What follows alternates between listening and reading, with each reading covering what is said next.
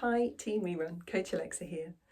I wanted to just talk about a topic that's cropped up in conversation with a couple of my runners recently, and I thought it would be useful to put a video together about, it's that science gives us averages.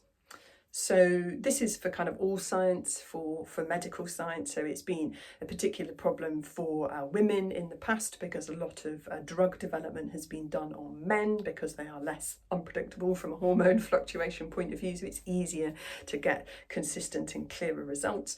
But it means that the averages that are presented in this scientific paper, so such and such a painkiller has such and such a result on such a percentage of people, isn't going to apply particularly well to women. But the way, as I've summarised that such and such an intervention or an action or a supplement or whatever has this amount of impact on this percentage of people in the trial is often how scientific studies are presented.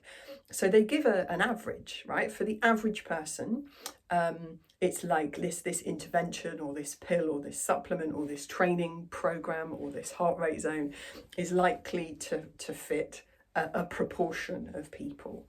So you can confidently say that there is no one size fits all, because everybody's brains and bodies are different and everybody is going to react differently to a particular training stimulus. It's one of the things that I really love about my job, because the science is very interesting. Sports science is very interesting around training, around different training approaches, the science around nutrition, the science around recovery, the science around sports psychology, and that's all really useful. How it applies to the individual person that I'm working with is where I guess kind of the art comes into it a little bit, because if I gave exactly a similar on paper person, woman, early 50s, aiming for such and such a time at a half marathon, for example, and I happened to give them exactly the same training plan, not that I would, they wouldn't have exactly the same results from it.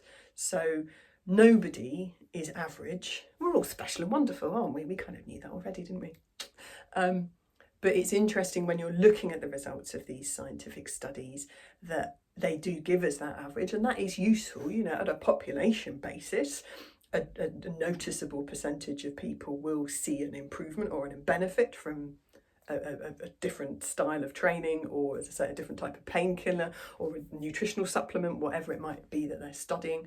But it doesn't by any means mean that it's going to work for everybody or work in the same way for everybody. Just worth bearing in mind, particularly when we see these really quite over simplified summaries of science, sport and health research being published in the media and online.